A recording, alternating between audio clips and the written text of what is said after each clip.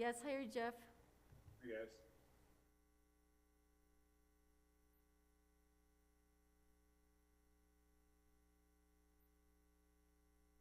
Okay.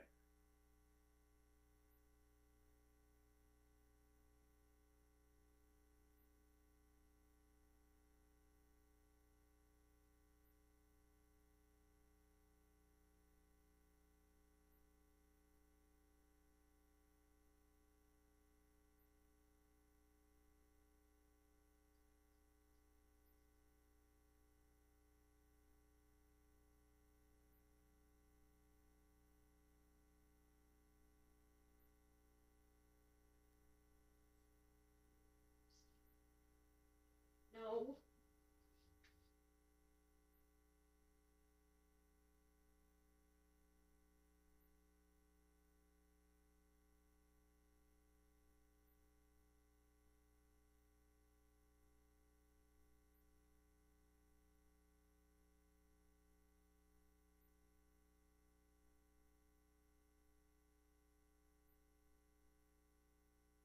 Almost.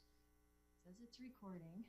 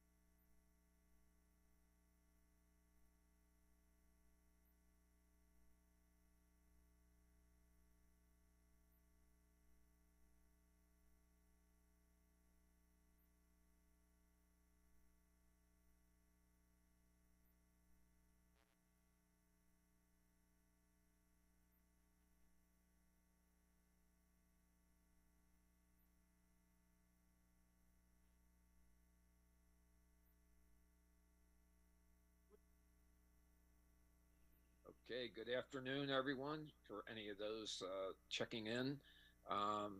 This is the Basalt Town Council meeting for December 8th, 2020. And we will open our regular meeting. We are certainly going to go into executive session, but before so, we have to do the roll call and find out who's in attendance. So, Pam, it's all yours. Thank you, Bill. Let's begin with David Knight. Here. Thanks, David. Glenn Drummond. Here. Bill Infante. Here.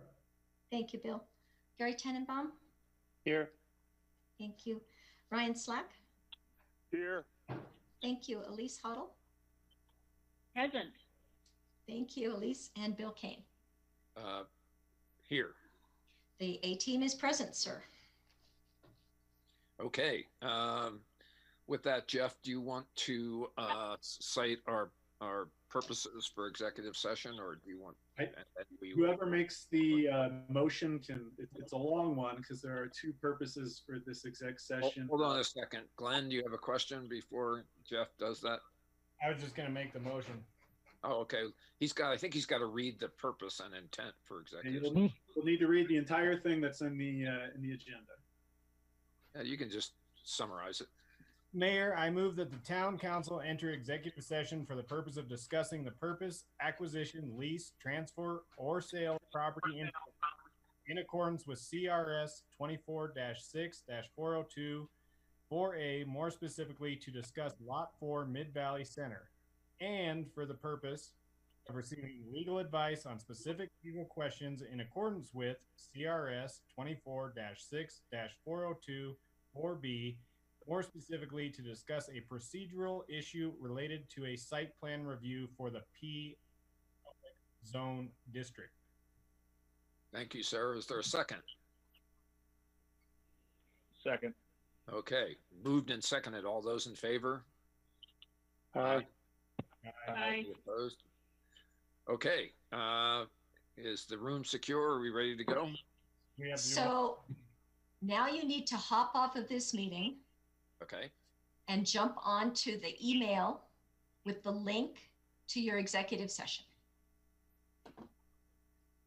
Be all over there. Okay. All right.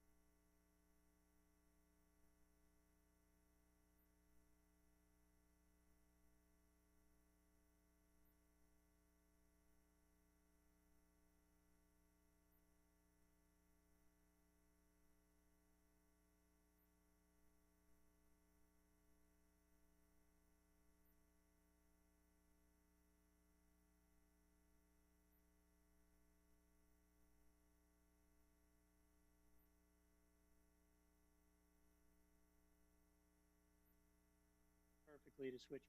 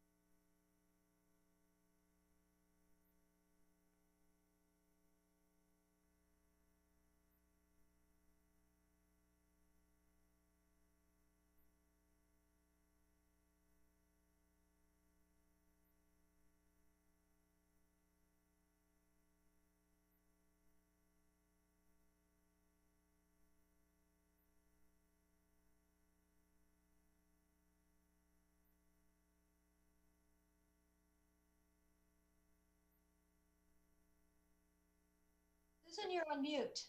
You have to unmute. No, Susan. she's good. We got it. You got it. Okay. Well, good evening, everyone. This is the Town of Basalt Town Council meeting for December 8, 2020. And welcome to those that are viewing. And with that, I would ask our town clerk to call the roll to ascertain attendance for our town council. We will see who is present. Yes. We're here. Begin with Glenn Drummond. I am present. Thank you, Glenn. Bill Infante. Also present. Thank you. Gary Tenenbaum. Also present. Thank you. David Knight. Here. Thank you. Elise Huddle. Virtually present. Thank you. Ryan Slack. Here. Thank you, Ryan. And Bill Kane. Present. Thank you. I like present. All right. Okay. With that, we will begin our business for this evening. Our first order of business is consent agenda, which consists of minutes from the November 24th, 2020 meeting. And I would entertain a motion to approve consent agenda.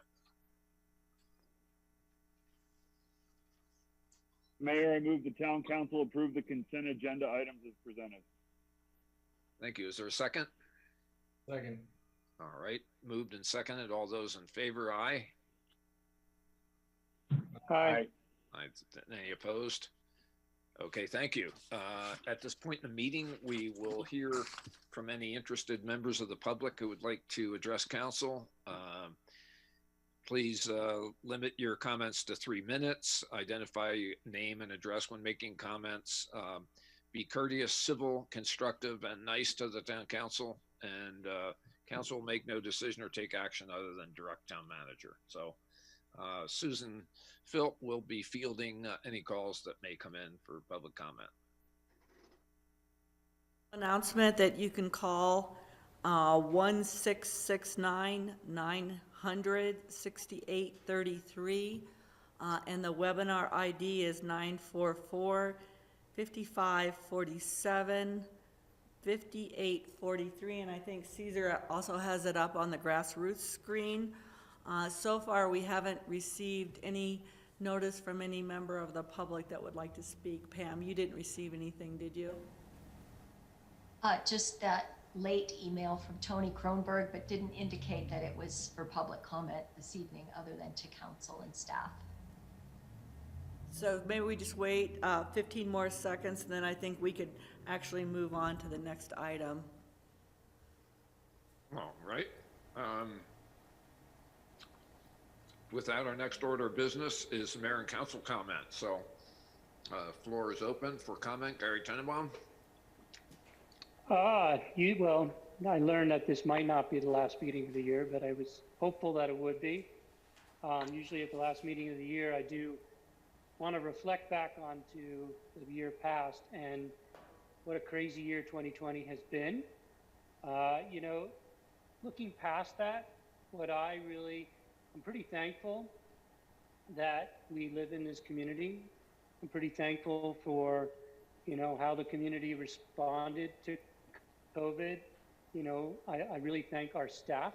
Our staff has just been devoted to making things happen, helping our businesses, helping our citizens, you know, keeping government operations going during a pandemic and a plague like we're going through is not easy. And I really appreciate what staff has done, and especially the staff that has to be, you know, out there contacting people like the police and public works.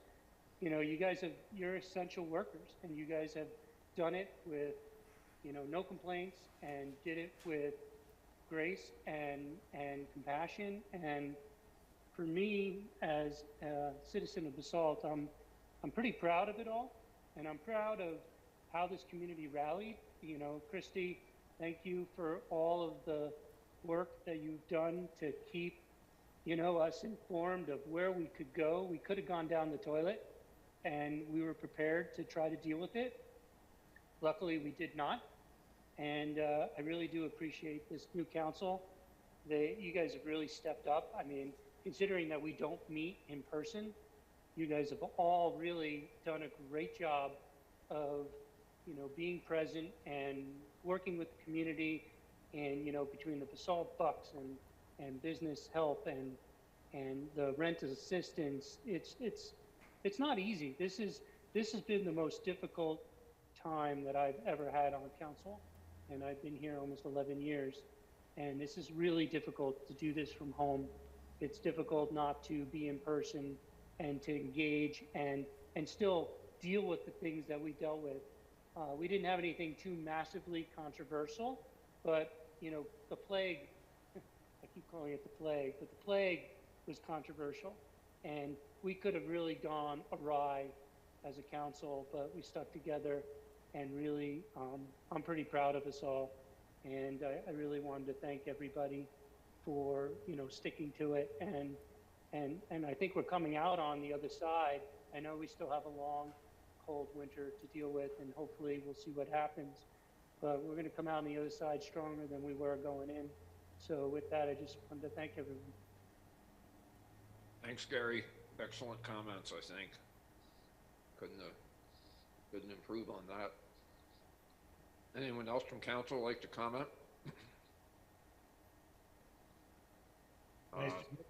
Well, I had a couple things. Great. As you and I discussed, I had been contacted last week by a citizen and business in Basalt, and they were asking about our procurement policy. And it specifically related to a recent procurement action where they were not selected, although they are probably the sole and exclusive provider of structural steel that is actually a resident in Basalt and tax-paying in Basalt. So as you and I discussed, I wanted to ask if we do have a buy Basalt policy, because other towns and municipalities in Colorado do. Glenwood has a preference for local procurement. And I wanted to ask if we had such a procurement preference for Basalt-based businesses, and if not, if we might consider one.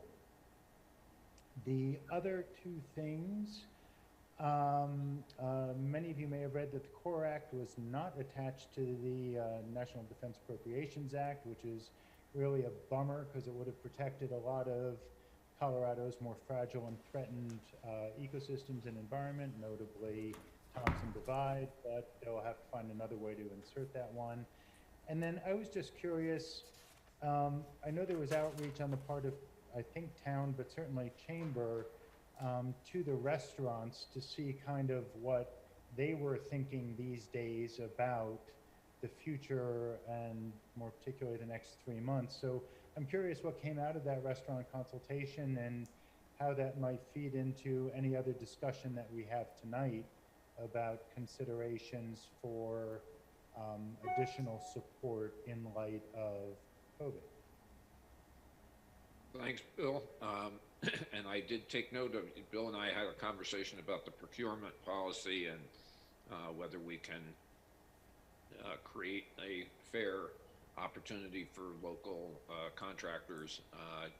I talked to our town manager about it, and I'll let Ryan speak for himself, but I think that just given the nature of contracting, the best we can do is encourage use of local contractors. You obviously don't want to create a mandate or a requirement, and then you have, lose cost control. So, Ryan, do you want to say a few words about that?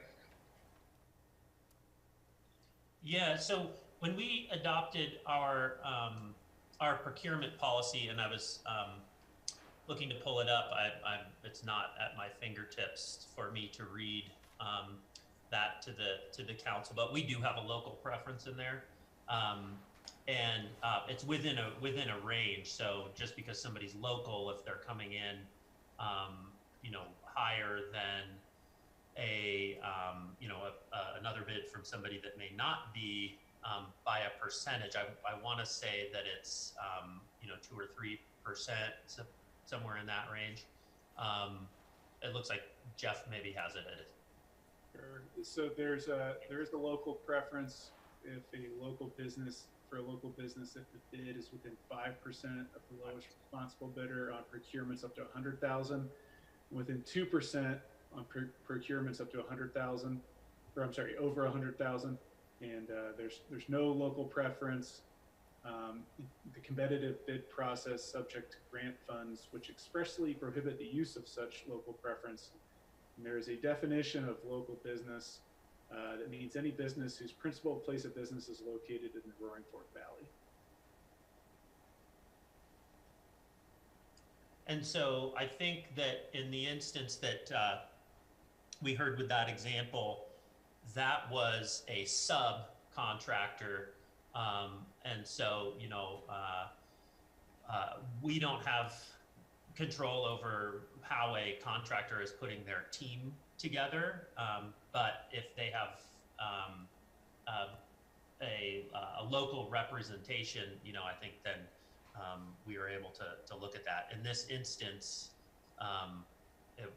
we chose the lowest responsible bidder, and it was more than 5% less than the next closest bidder. Fair enough. I'll just get back to them with that and indicate that we do have preference for local institutions and give them the ranges. And I mean, that's sufficient. I'm sure they'll, again, they might have preferred a different outcome, but at least it's an answer. Yeah. And when we did do our procurement policy, we took a look at several different towns and sort of what within those ranges seemed standard, just to give us a target, and so I think what we landed on, because we did that 2 years ago now, I believe, fits sort of market standard. And then Bill Infante, you had asked about the restaurants. So the town staff did participate in that. There were some good ideas and thoughts that came out of it. The restaurants, when we heard from them, at the time, was that the holidays are usually a pretty good time for them. Once they get into January, February, it slows down normally, and so the thought was that timing for us to revisit with them would be in the kind of December time frame, and then take a temperature rating from how they're doing, how they're performing. There are some discussions, of course, at the state level. We heard that, but also locally, that as far as other governments that might be interested in putting together sort of a local stimulus. I think the punchline on all that is every little bit can certainly help, and it just depends for each individual business how, if it's going to be enough to get them through. I know that we're all waiting to see what happens at the federal level, because that's, you know, kind of the amount of money that's really going to be able to assist, compared to what we might be able to do. But we'll keep on tracking that, and if as council, we know you're interested in local businesses, and so staff is going to be prepared to bring some suggestions back. Okie doke. Thank you. Okay, additional comments from council? Elise? Two unrelated comments. One is just that it's that time of year where people are starting to idle their cars. And I'm noticing it especially because I'm taking the dog out for walks in the morning, and people are out there, you know, not even in the car idling, especially bad over by the old Valero gas station. And Greg, Chief Knott, I don't want this to all fall on the police department, so I would love if we could maybe brainstorm some other ideas for reminding people about our idling rules as we go into winter. So that's one comment. And then my second comment is regarding our coffee with councils, or council with coffee, whichever one it is.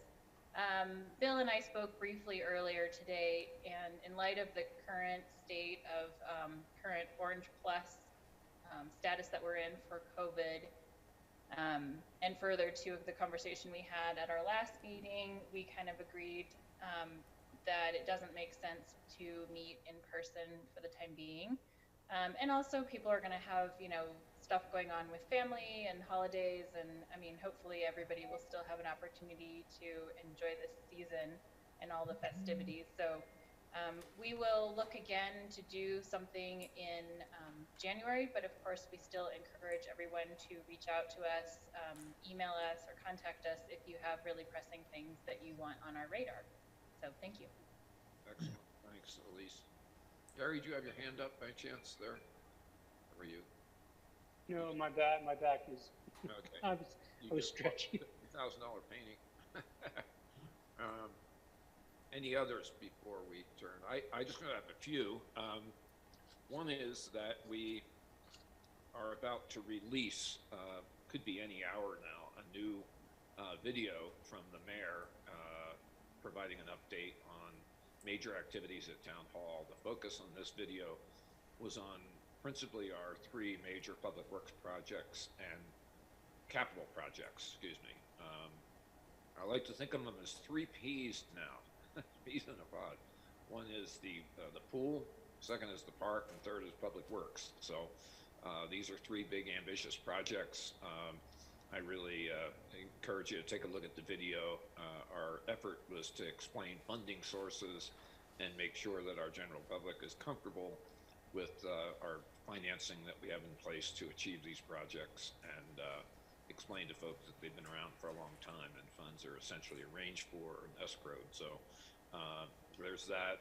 There's a lot of information about COVID and the 5 commitments to containment, and hopefully that we have to, you know, we're in a position now where we're essentially bridging from where we are now to a post-vaccinated world. And, you know, the Pfizer vaccine is making its appearance in Colorado, I think, on December 14th. So we did get a notice from Eagle County showing the rollout plan and the sort of priority for the vaccine. Obviously, our frontline workers and our medical professionals are first in line. Then our first responders will be after that. And then, you know, at-risk patients will be next. And then it goes in descending order of age, basically. So pretty exciting. And I think there was even more exciting news today that the Pfizer vaccination may be revised to one shot rather than a second vaccination after 3 weeks. So I guess stay tuned for that. And before we do the next item, I just wanted to thank Gary for his thoughtful and generous comments about the year and what a challenge it's been. The pandemic. I'm very proud of the town, our accomplishments. I'm very proud of this town council. I think we've been really thoughtful about everything that's come across our desk here. I admire the effort people have put in and the thoroughness of review, and it's a good team, and look forward to working with everybody in 2021. So I feel very good about the direction of the town right now. So with that, Elise, did you have your hand up, or am I'm seeing things? With that, our next item on the agenda is our manager's report. So Ron Mahoney, you got the floor. All right.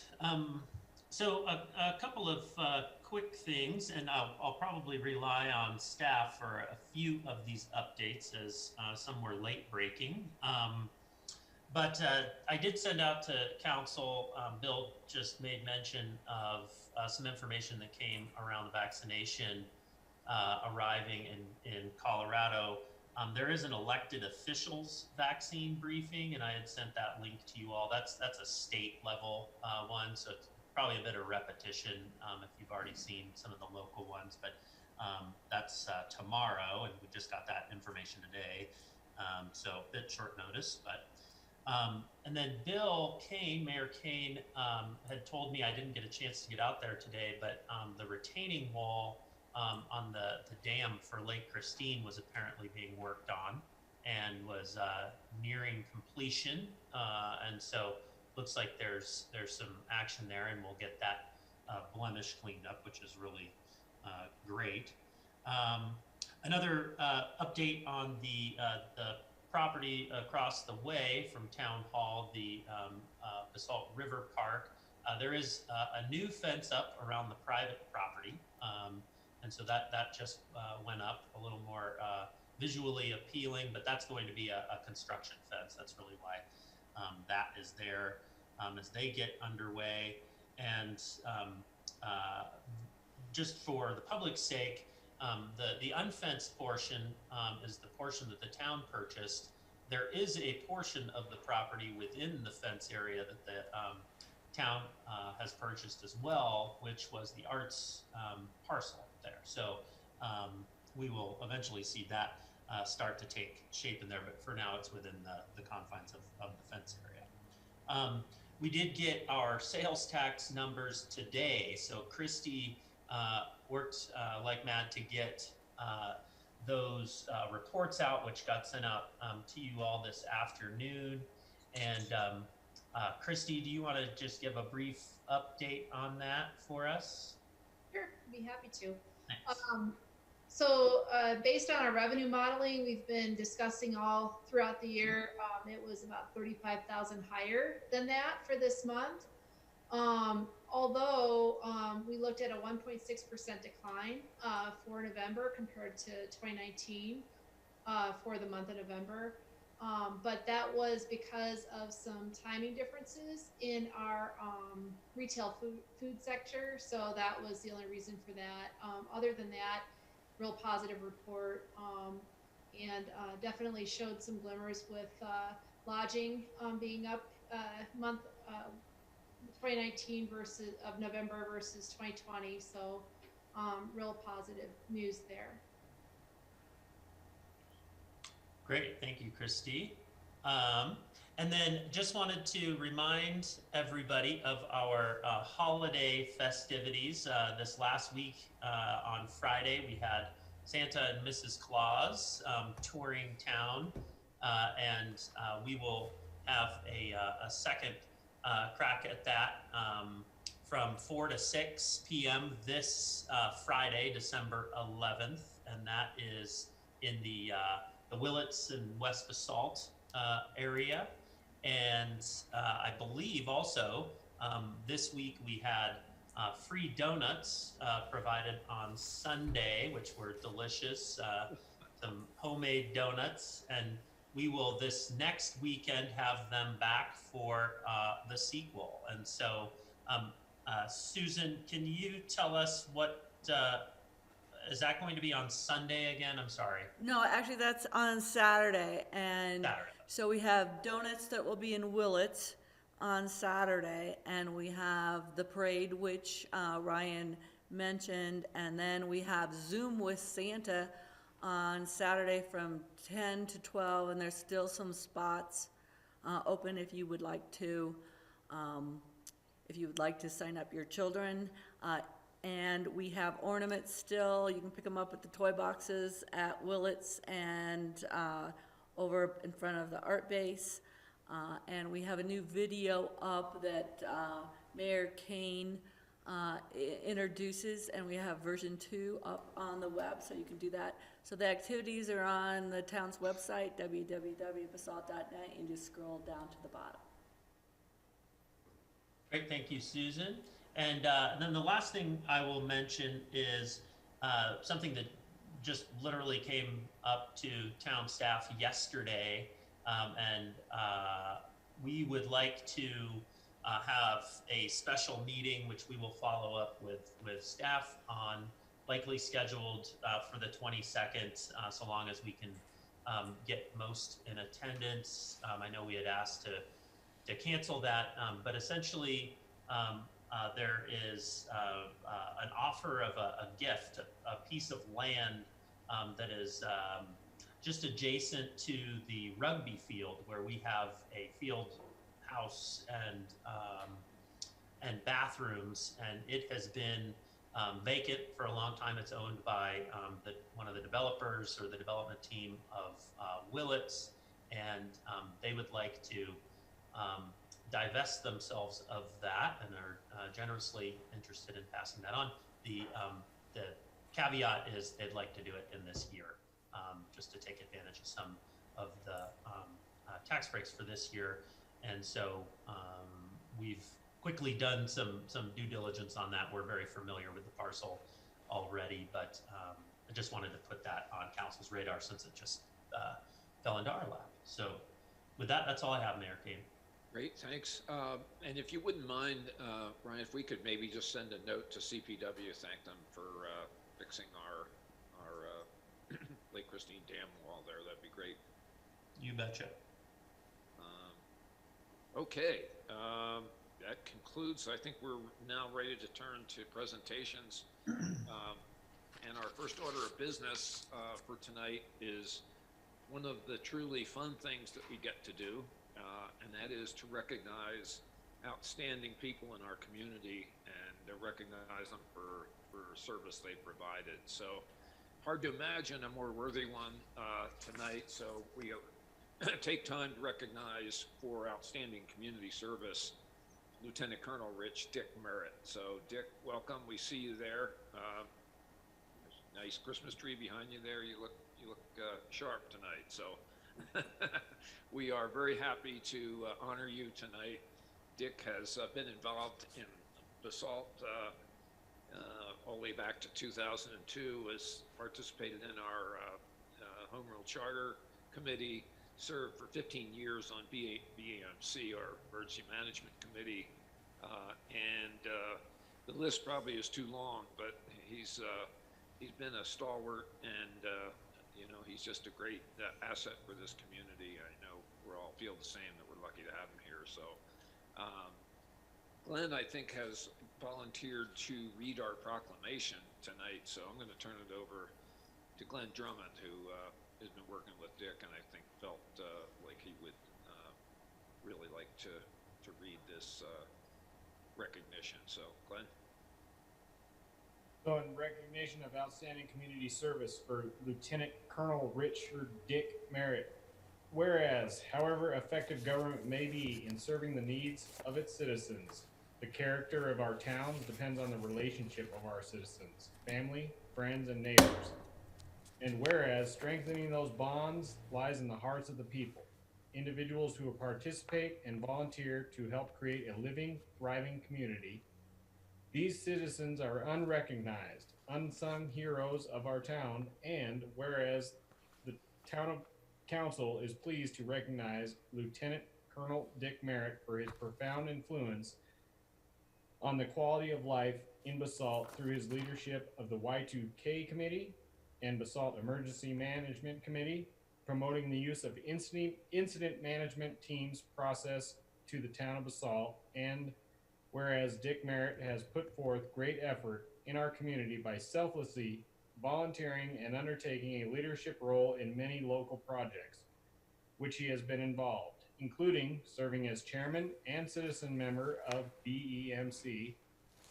Now, therefore, we, the town of Basalt Town Council, on this day, 8th of December 2020, proudly acknowledge and honor Dick Merritt for his contributions towards the vitality, sense of community, economic growth, security, and well-being of Basalt community and its citizens. Thank you for everything you've done.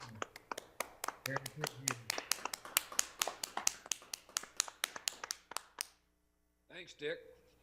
You want to say a few words? Yes, Bill, thank you. Thank you for the recognition. It's really greatly appreciated.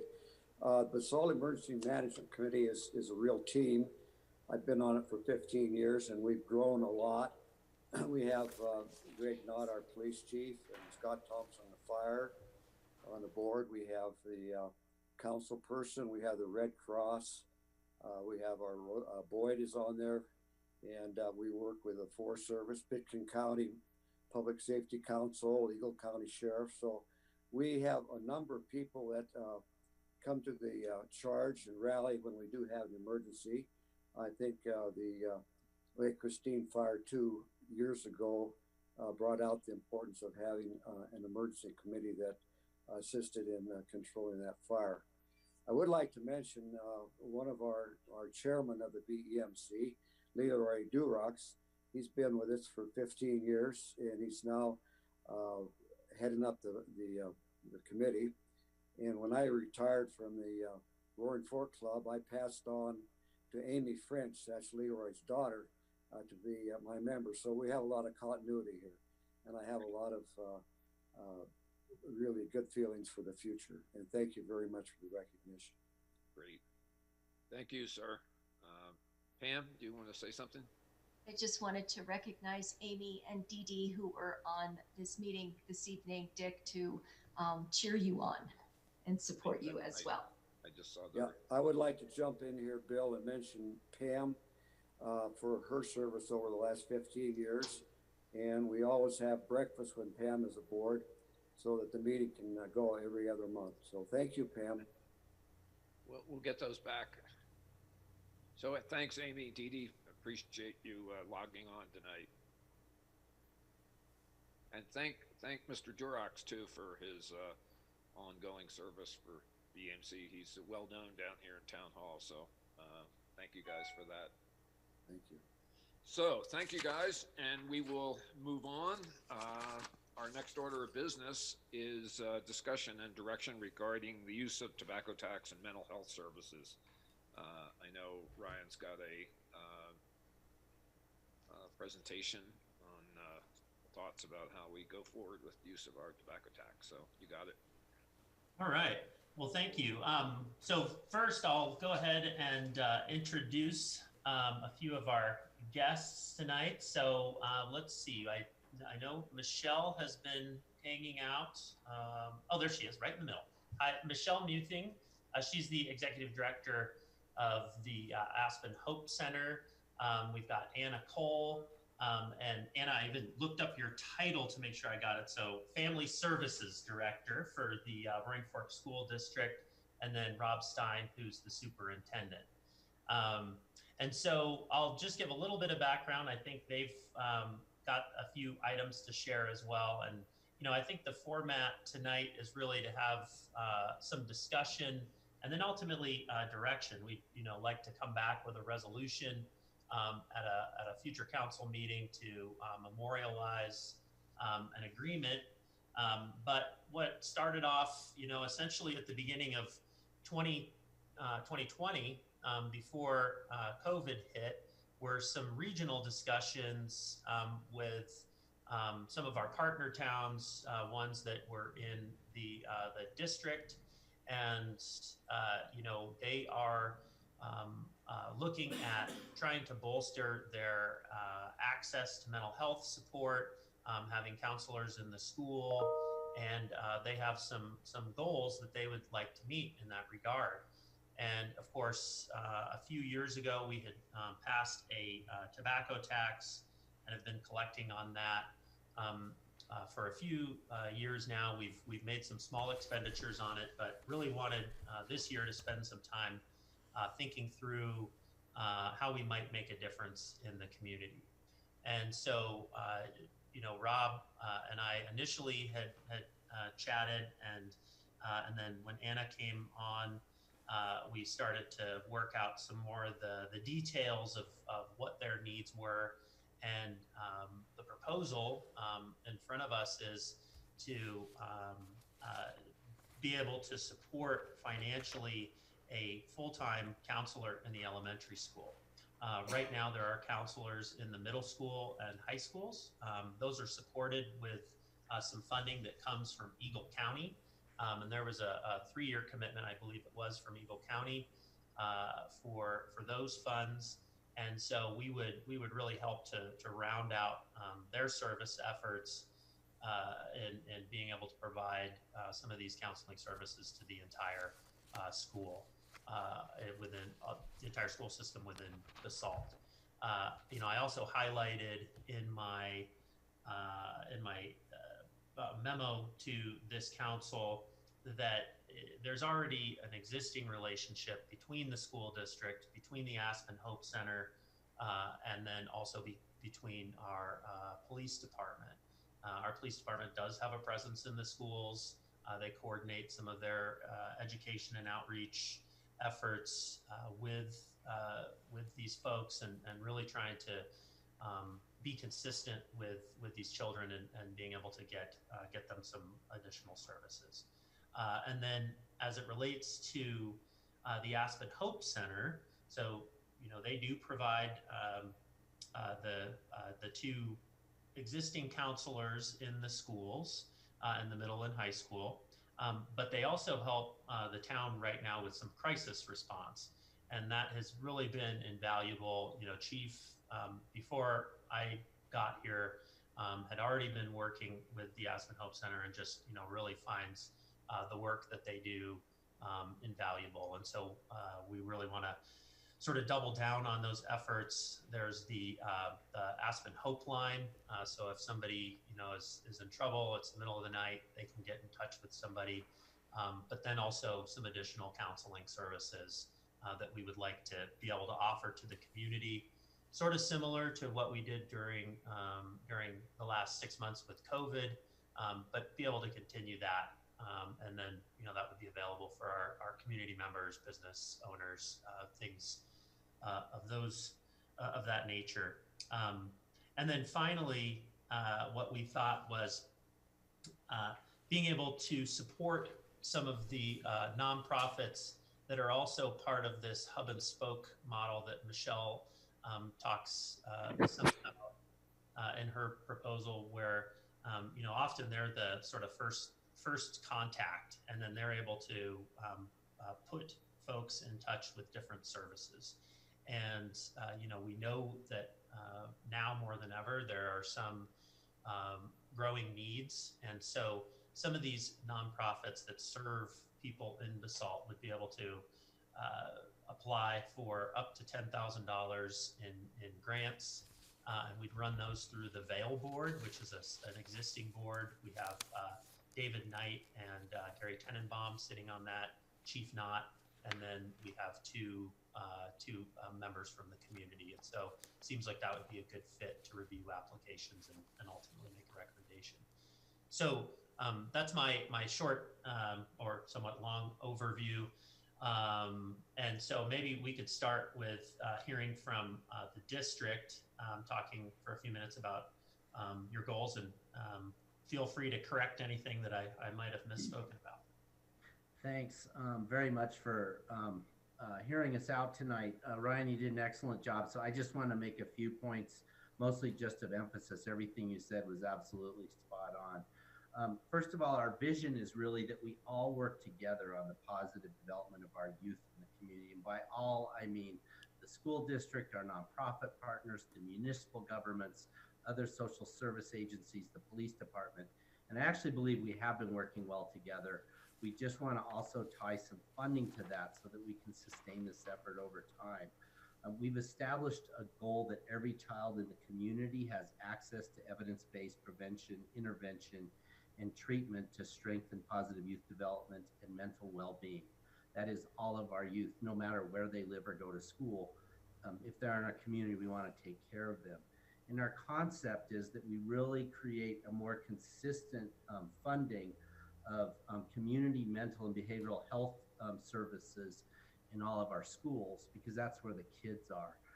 And as Ryan said, we've really had a fantastic partnership with Hope Center over time to provide mental health providers in Basalt High School and Basalt Middle School through other funding sources. The high school through Eagle County marijuana tax dollars, and the middle school through a grant from Colorado Department of Education.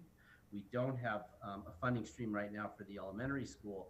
And over time, as funding waxes and wanes from various sources, we want to make sure that we decide our priorities and a level of service and support we want to provide, and then use that funding fluidly to sustain that level.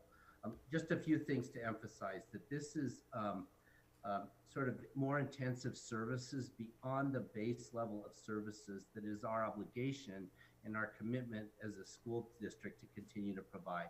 So that includes at least a counselor in every school. We have 2 counselors at Basalt High School, plus social work services and psych services dedicated to the Basalt community. Plus, of course, we have comprehensive health education that includes social emotional learning.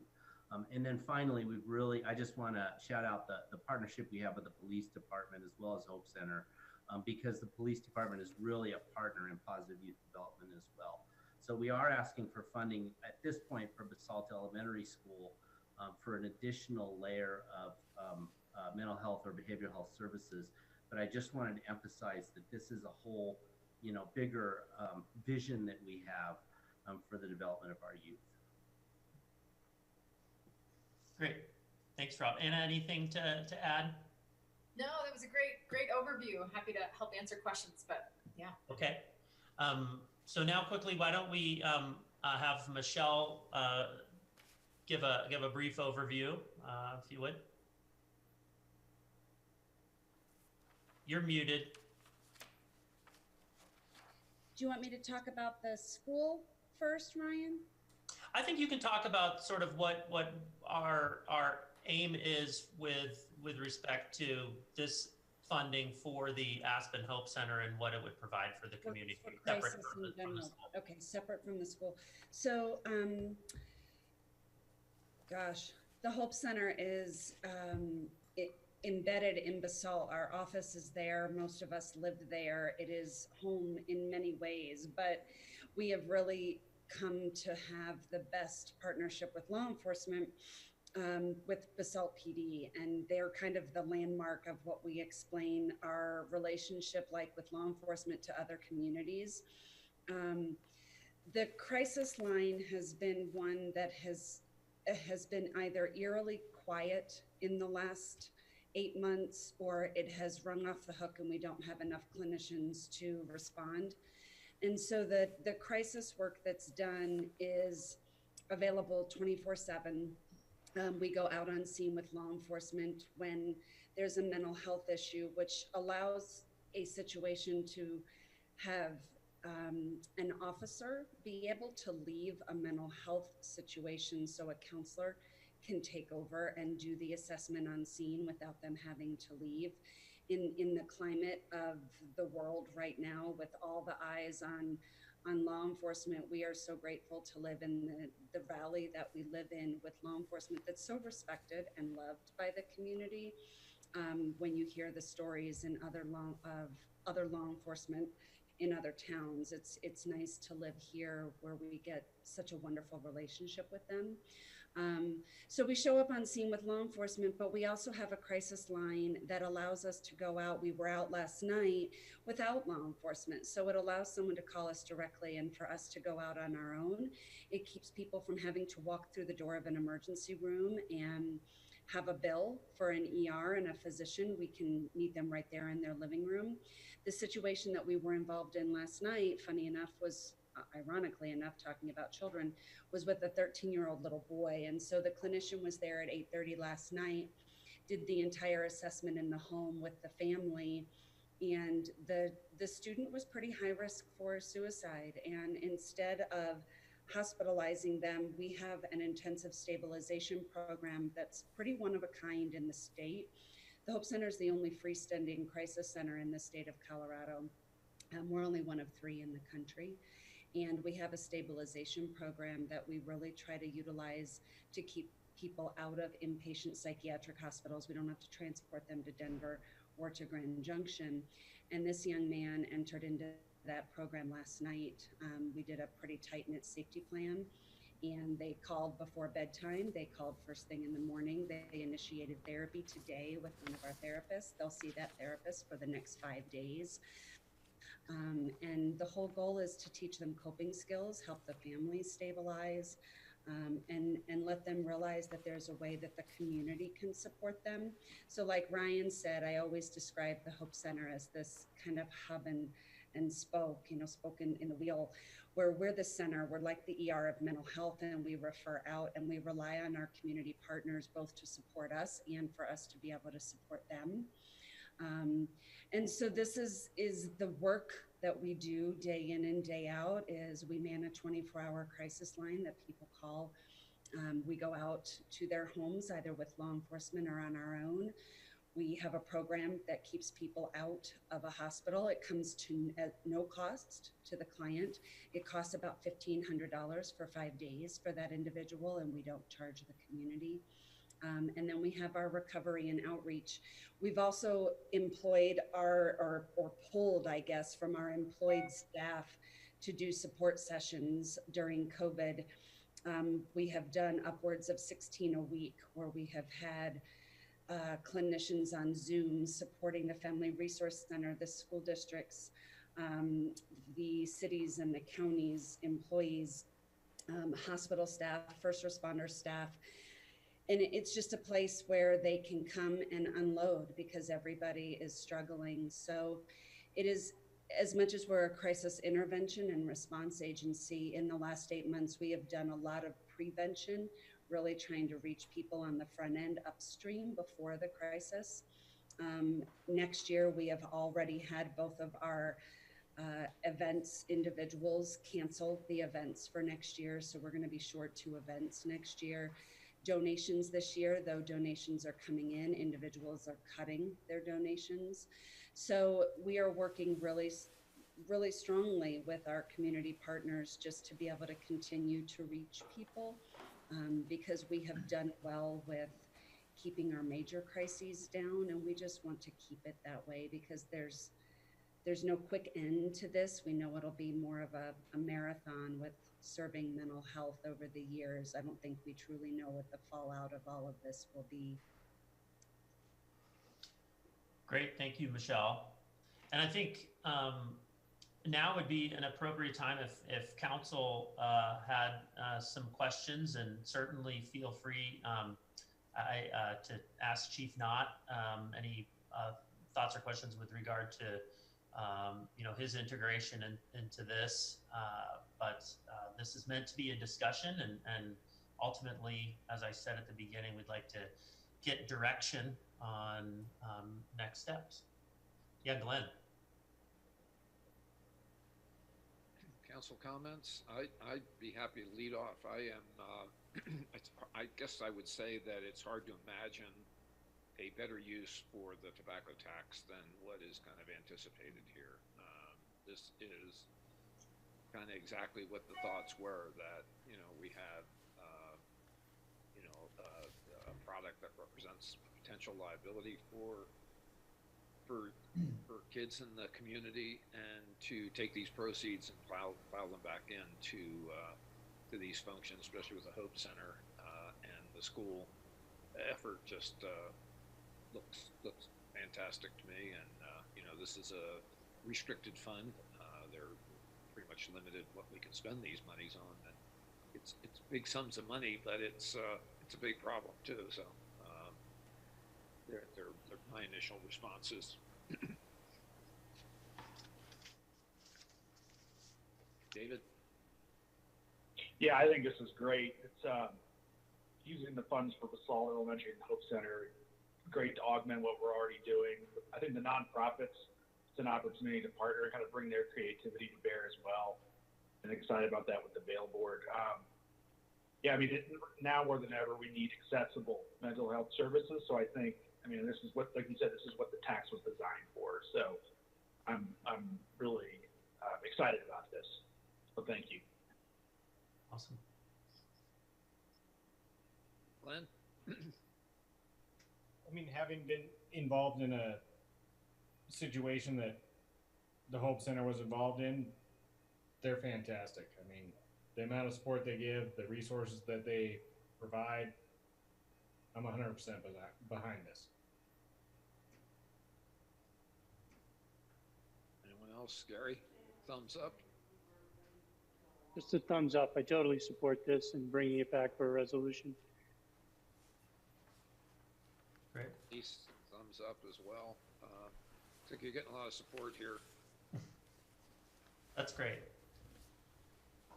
Well, we would be happy to bring that back at our at the January meeting. I think we would, and you know, a lot of thought and a lot of conversation has gone into this, as you can hopefully tell, and we're really happy to get it to this point. So thank you so much to Rob and to Anna for sticking there with me with all my questions and revisions to our you know final proposal, and same with you, Michelle. Really appreciate it. Thanks to all of you, and I should know when to keep my mouth shut, and now's probably one of those times, but I just want to say thanks to Ryan too, because not only has he been a great partner on this, but Basalt is really leading the way for a vision that extends throughout our school district, throughout our valley. And this idea is gaining momentum in Carbondale and Glenwood Springs, and ideally elsewhere. And so it's really nice to have leadership that is contagious. Totally agree. And I just have to add one little thing. The Hope Center is being sought out by other communities to duplicate our crisis response in other areas.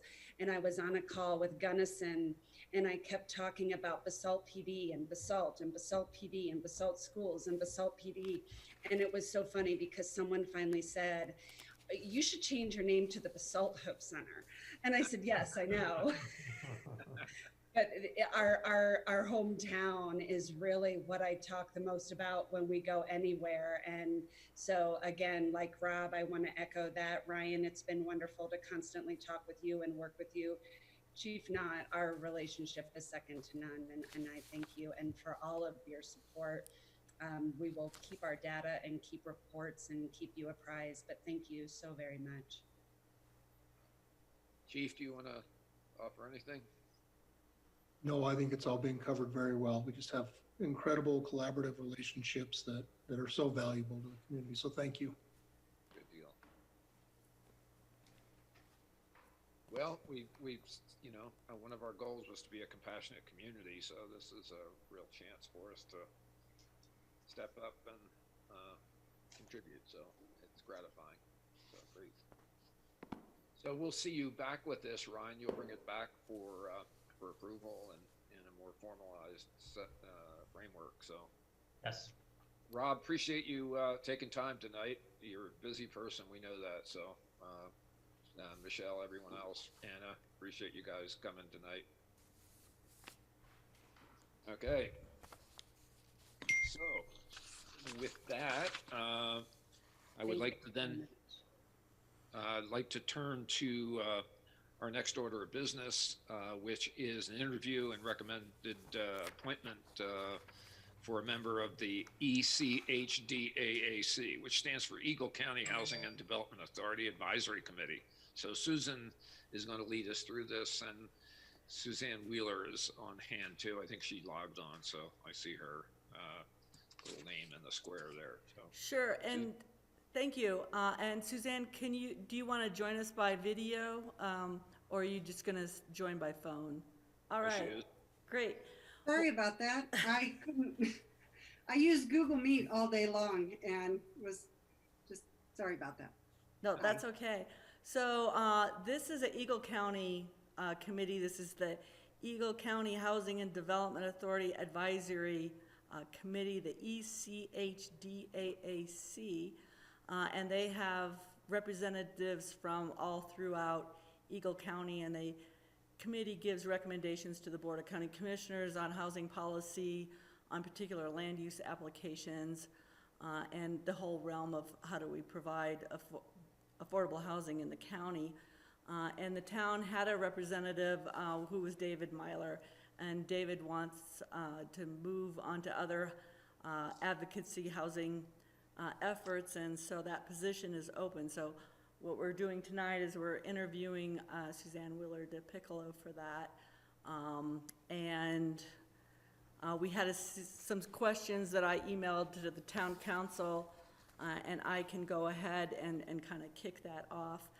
Just also wanted to note that we also sent you a recommendation from Kathy Click, who is on our Basalt Affordable Community Housing Commission, and Suzanne Willard de Piccolo was on Bach for a while, and Kathy was recommending her appointment. So Suzanne, we can just start off by if you could tell us a little bit about yourself and why you're interested in serving on the committee.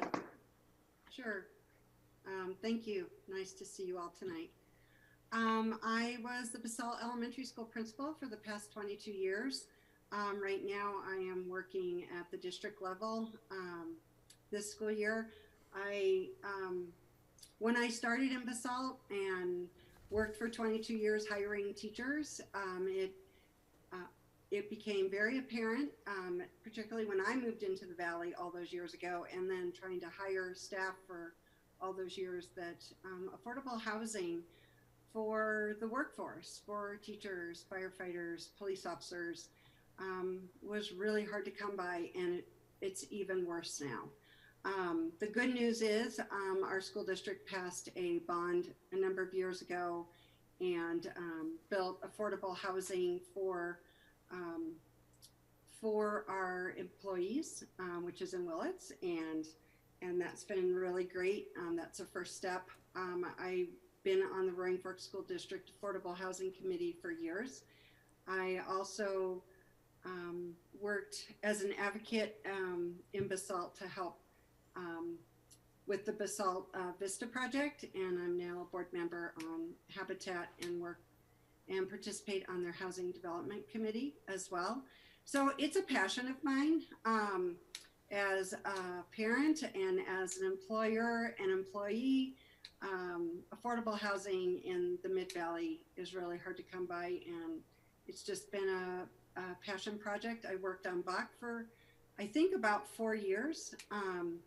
I think we started with maybe 1 unit or 2 or very few, and now the town has really done great work in that area to provide a lot of housing, affordable housing for the workforce. So that's my interest in participating as your representative on the Eagle County Housing and Development Advisory. It's a very long name, committee. So that's a little bit about myself right now. And what kind of housing projects do you think the region should be providing? Ooh, wow, that's a tough one. I think continued rental for individuals and families that is affordable. And then I think what's sorely missing is entry-level ownership housing. My 3 adult children are now all back in the Valley. One who wants to buy something and, has done a good job of, saving, but honestly, there's nothing out there for entry-level purchasing of a condo or, a duplex. It's a huge need, and I really do follow the market very well. We've got a lot of properties that start at the $700,000 house to, the millions of dollars houses. And that's what you see when you follow the housing market. There's just such a gap of housing available to individuals and, you know, families who are part of the workforce to be able to purchase, buy, and live here. So, did that answer the question? Yes. We don't need any more $2.5 million houses. So, do you have any ideas about how more affordable housing could be provided? you know, being a part of the Basalt Vista project and working to develop the last number of units, and then looking at projects down the road that have been in discussion, you know, it's quite a dilemma. Stick-built houses are, you know, are really, really expensive to build in the Mid-Valley. I know we've looked at some projects of really upscale modular type homes that have been really intriguing to me, something that's fairly new in, you know, in all the different projects I've been a part of. I'm not saying that's the way to go, but I think it's definitely an area to consider and look at. And I know I live in Blue Lake. They put in a modular house and you'd never know it was a modular. It's really quite amazing. So I don't know. There are some things that, you know, I'm becoming more schooled in that area, and that even Eagle County is doing on the other side of the valley. You know, I've seen theirs, maybe don't love what I'm seeing, but there are other projects in Steamboat that, you know, I've seen bits and parts of. So I don't know. I can't give you the answer, but I can give you some things that people are looking at and pursuing. Do you have any ideas of locations for affordable housing?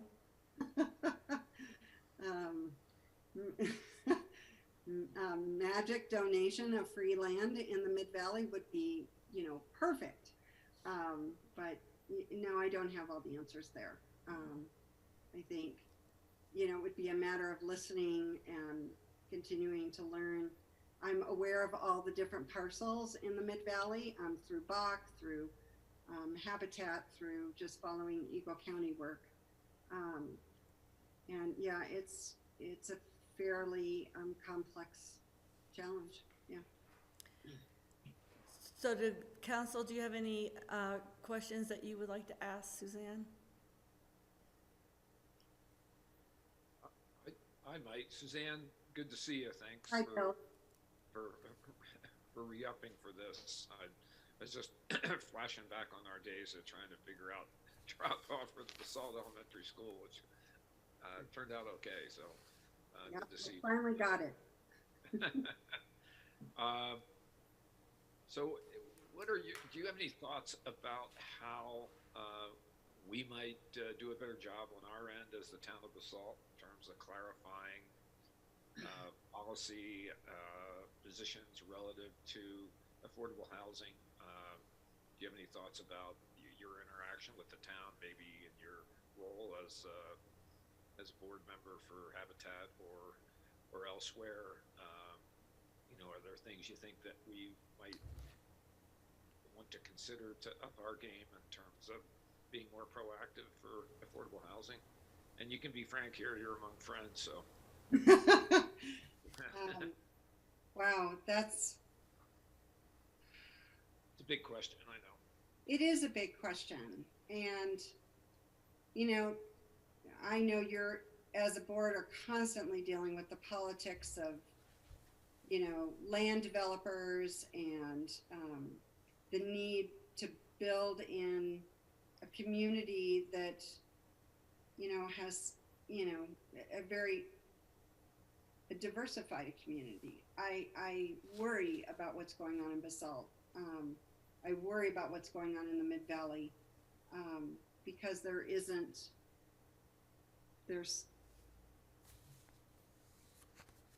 I think really continuing to advocate towards, you know, it's the land developers who seem to really sometimes hold all the cards, because they're the owners. How does the town balance that? I've seen lots of different ways over the years that the town has weighed in on that, and sometimes it works and sometimes it doesn't. I like the partnerships that I've seen the town engage in, and I think that's where we've seen more success, when the town partners with different entities to create projects that really come to fruition. The one on the highway, what is that one called again? It was supposed to be the hotel. I can't remember. And then clearly the Basalt Vista project, that's a pretty phenomenal project that really come to fruition. So I think some of what happened in Willits is a success. Some of it is, wished it could have been better. But I think you live and learn through some of those experiences. And I guess I push on the town to not forget your history and learn from those lessons of the past to move forward in the future. Okay. Good point, Gary. Hi, Suzanne. Hey, We've Gary. worked together on so many different things. Yes, It'll be really cool to get you back in the affordable housing piece for, the county. And, my biggest question about, you're going to go to the Eagle County piece is how do you see them being, a partner over here? Do you see them potentially buying down some of the development that they've approved? I mean, to me, being on the Eagles County side is going to be an interesting, change. So I just wanted to get your perspective on being on the Eagle County side, how to get them engaged over here with their affordable housing program. I know it's not easy, but no. I like to say that my experiences in affordable housing might bring a new voice to that group, because I've worn so many hats and I've lived here a long time, and what Eagle County develops in the Mid-Valley has an impact on my life and my family and the future of our family living here. Do I have all the answers? No, but I hope I can bring perspective and voice and experience to that, and also participating so long in Basalt, with the town of Basalt. So, no, I don't have your answer, but I'm a good listener. I'm a good learner, and if I don't know the answer, I will continue to investigate to bring a thoughtful voice as your liaison. So.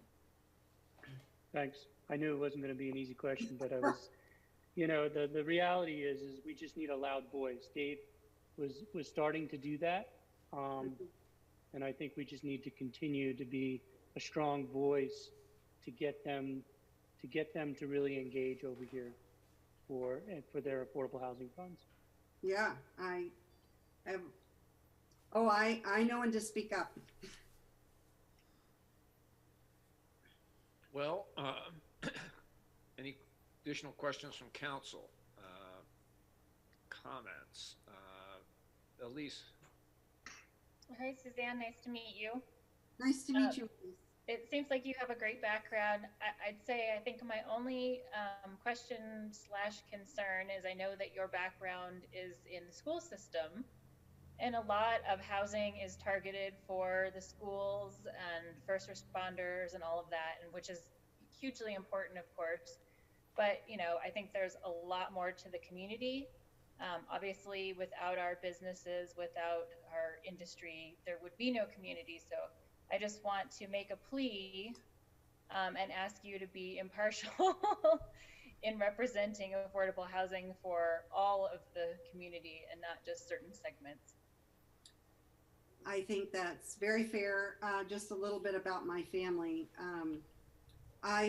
We have 3 members of the family that work for the ski company, And, you know, they're up and coming through the ski company. And so, you know, I think, you know, I've always worked in the educational part of the valley, but my family has always represented, you know, the industry of the valley. So I see it from multiple angles.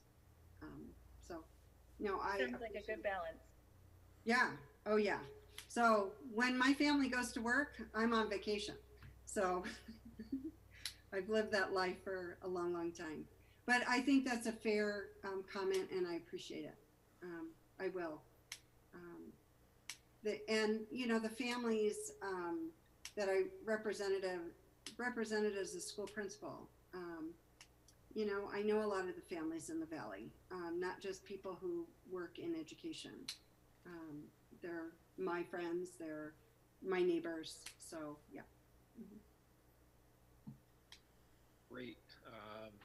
Well, if there are no further comments, I would entertain a motion to recommend appointment of Suzanne Wheeler for the ECHDAAC. That acronym is ECDAC.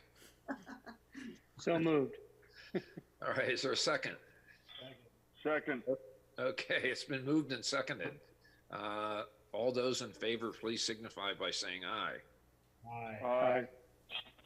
No nays. Suzanne, you must have impressed everybody. Well, thanks. Yeah, thank you. Thank you for applying. We, you know, we're really happy to have folks of your caliber working on our behalf over here. So, way to go. I look forward to being your representative and connecting back in whatever aspect that will look like. So, okay. Thanks. Thank you very much.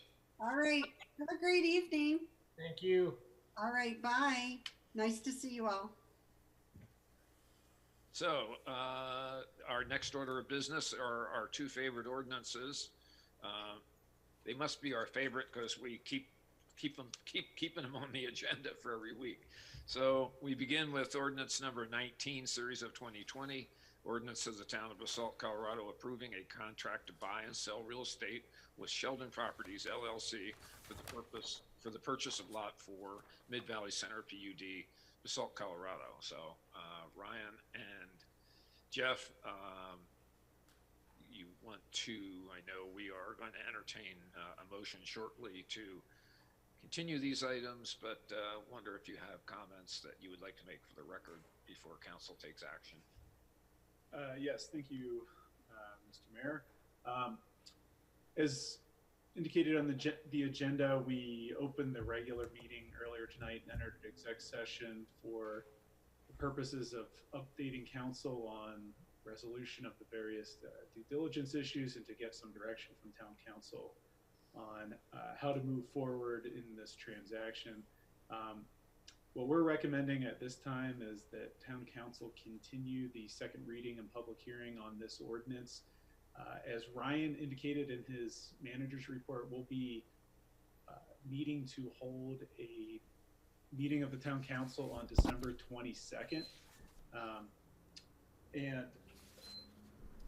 So to consider another matter, we would not normally be having a meeting on that date, but we think it would be appropriate to continue the second reading and public hearing until December 22nd, the town council meeting on December 22nd, so we can provide an update to town council at that time and see if there's any other direction that or action that might need to be taken then.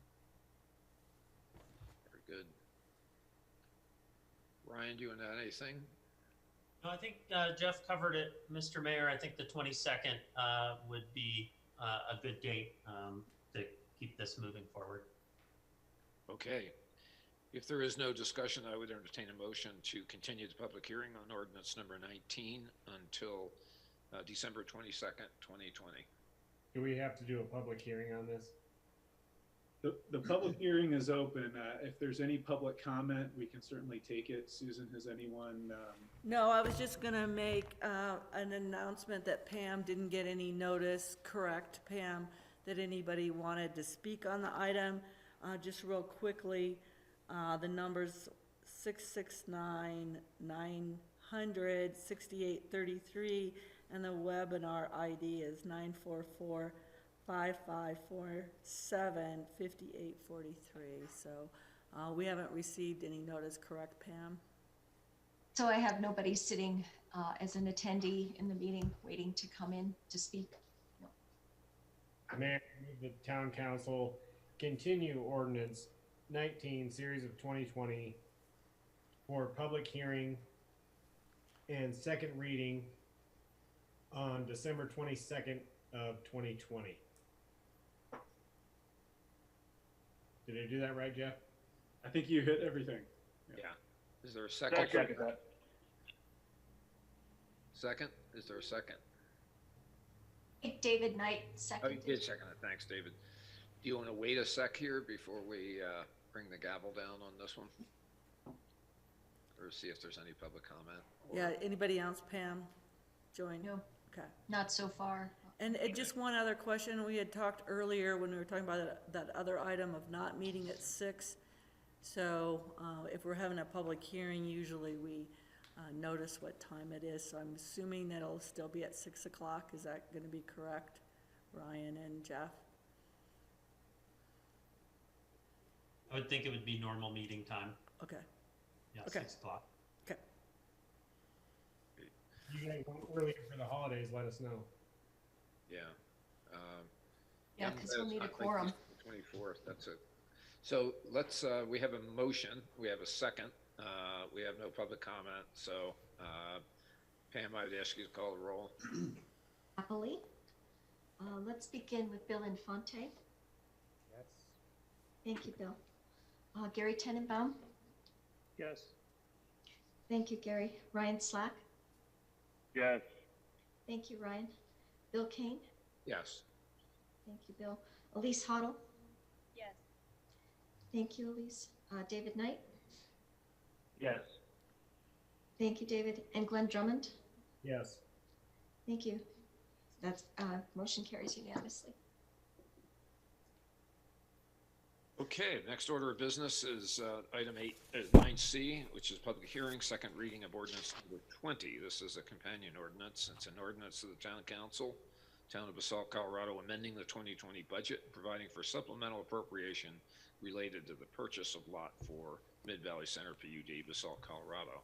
So like our previous action, we will open this for public comment.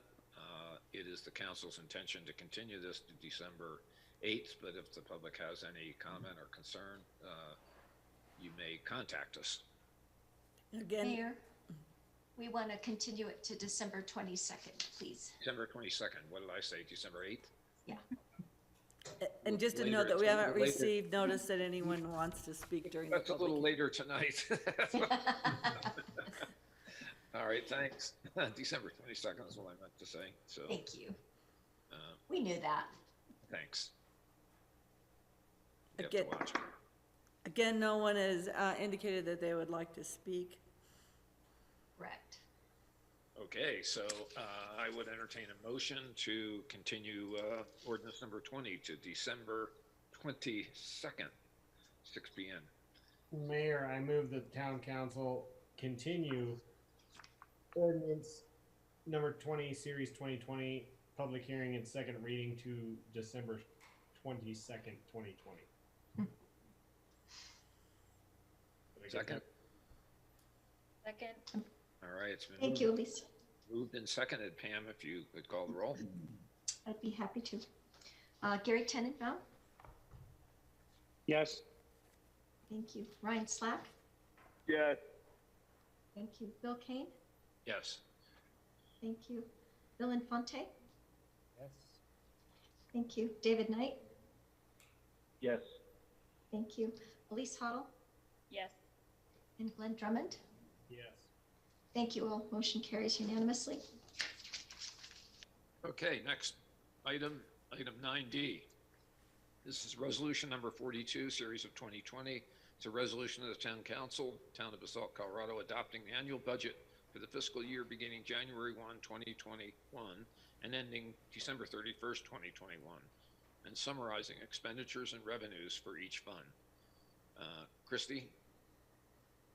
Thank you, Mayor. I made it my goal this year to make sure that everybody is just generally tired of talking about budget by the end of the budget season, so that everybody has all of their thoughts and comments in, and that we've thoroughly vetted it. We have a fiscally transparent process and responsible process, and I believe we've accomplished all of those, especially Mr. Mayor, too, with all the capital projects you discussed earlier in the meeting today. I think it's a real huge success for the town and moving the town forward in passage of this budget.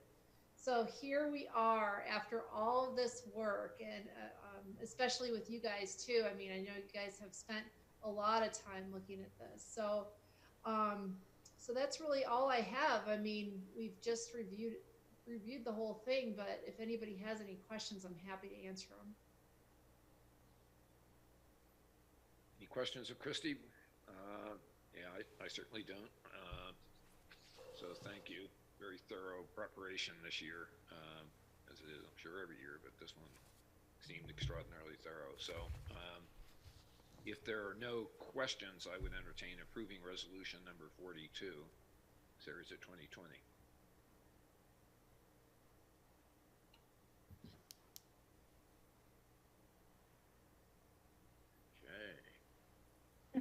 Mayor, I move the town council approve resolution number 42, series of 2020 as presented. Second.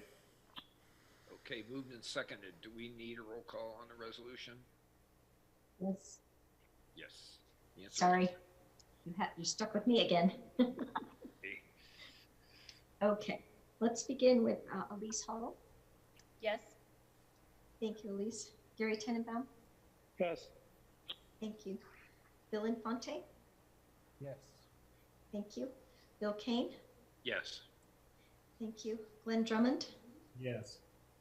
Thank you. Ryan Slack. Yes. Thank you. David Knight. Yes. Thank you. Motion carries unanimously.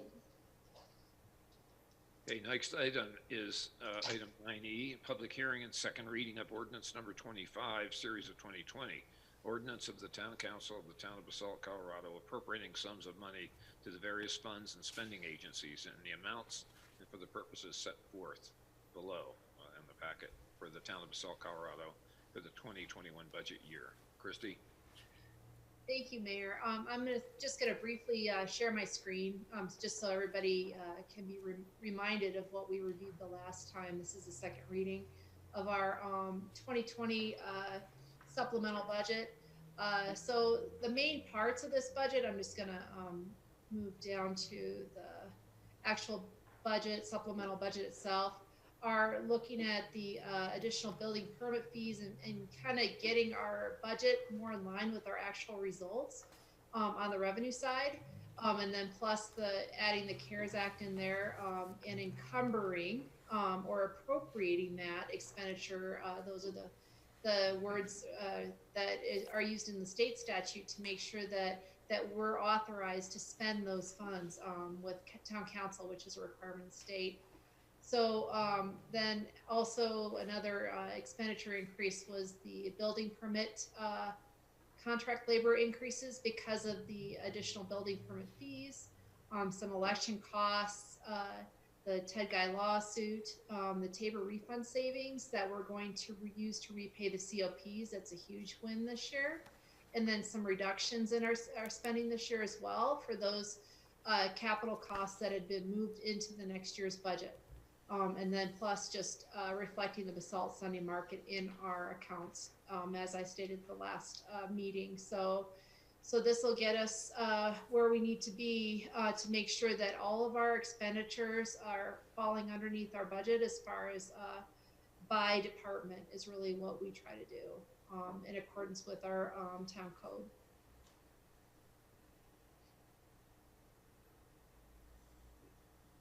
Questions for Christy? Okay, is there a motion? We got to do the public hearing. Oh, we got a public hearing, that's correct. Okay, so Susan, the lines are open. So there hasn't been any notice of anyone wanting to speak on this item, correct, Pam? Yes, I have no one in the attendees waiting in the wings.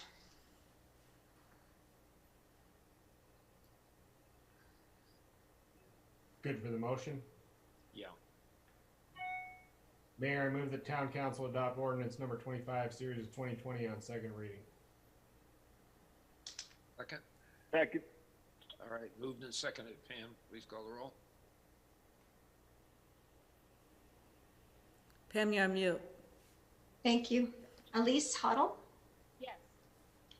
Thank you. Gary Tenenbaum? Yes. Thank you. Bill Infante? Yes. Thank you. David Knight? Yes. Thank you. Glenn Drummond? Yes. Thank you. Ryan Slack? Yes.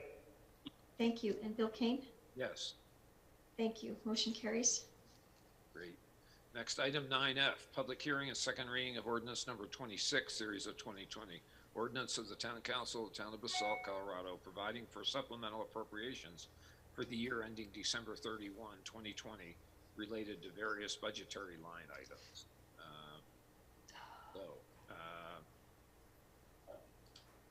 Questions? Christy, do you want to explain this at all, or?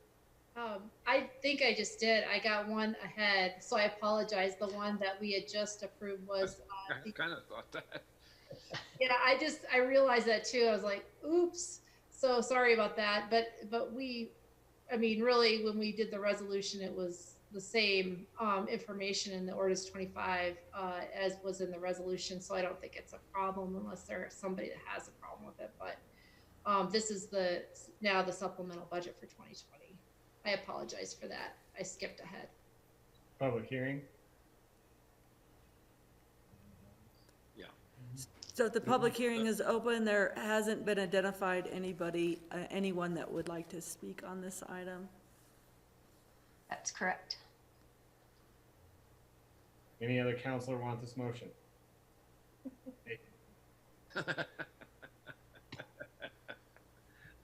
That's good. Glenn, I'm you're not on even the sure roll which today. motion You it can- is now. I'm so confused. You got this. I move the town council adopt ordinance number 26, series of 2020 on second reading. Second. Okay, been moved and seconded. Pam, please call the roll. Certainly. Let's begin with Ryan Slack. Yes. Thank you. Bill Infante? Yes. Thank you. David Knight? Yes. Thank you. Gary Tenenbaum? Yes. Thank you. Bill Kane? Yes. Thank you. Elise Hoddle? Yes. Thank you. And Glenn Drummond? Yes. Yes, motion carries unanimously. Thank you. You. Item 9G, resolution number 43, series of 2020. Resolution of the Town Council of Basalt, Colorado, levying general property taxes to help defray the cost of government for the 2021 budget year. Christy. Thank you, Mayor. I'm going to share my screen again. Make sure you find the right item here. Yes, I apologize about that. Yeah. So we are on the property taxes to help defray the cost of government. So we talked about this in November as part of our budget conversations on how we set the mill levy rate and some of that information. And really this is the finalization of that process. We reviewed and received both of the county's final certification of values right towards the beginning of December. And I prepared the calculations and I did a summary of the difference of the mill rates between the 2020 and 2021 years on the front here. And so for 2020, we were at 11.052 mils. And for 2021, we're at 10.891 mils. Now, mills is a term that's used as far as relative cost of tax. So we're looking at a lower cost per dollar of assessed valuation in 2021 than 2020, even though it's slight, just showing that we're trying to save the taxpayers as much as possible and just milling exactly what we need for our bond fund. Our general fund is always going to be at the 5.957 mils. And then our bond fund is pretty much the same between years, very small. And then our abatement, which is we use to re-mill for abated taxes with the county during the years, has declined slightly. So, so that's the summary of our property tax for the year. Now, other thing that I should note with the assessed valuation, declined 0.7% between years. So we actually had a slight decline between years on that. So I got to ask the question that should be asked every year, and you got to enunciate clearly. Is this final adoption congruent with all rules and regulations relative to Tabor? Yes. And I mean, it's set it and forget it on our general fund, because this 5.957 mil amount was what was passed by our electorate last year. Right. So that's good. And the other thing you have to be concerned about is with the bond fund is to make sure that we're not going over the total amount that the electorate approved for fiscal year spending on that. And I'll show you that amount is 950,000. So we also met that criteria as well. And we are allowed to abate the taxes. And in an abundance of caution, we only abated the bond portion because sometimes abatements can be delayed a couple of years, and we didn't want any of the general fund to be included in that because we just had that refund, and to assure that we were not going to get ourselves into another refund situation, we just abated the bond portion. Great. Okay. Just a hypothetical, and I don't want to belabor this, but if we, for any reason, reduced our operating mill levy to, let's just say hypothetically 5.5 mils from 5.9, to go back to 5.9, in the way this was worded to the voters, do we have to go back to the voters to increase the mill levy back to 5.9, or does it just depend on what the percentage increase would be, and what are the rules relative to that?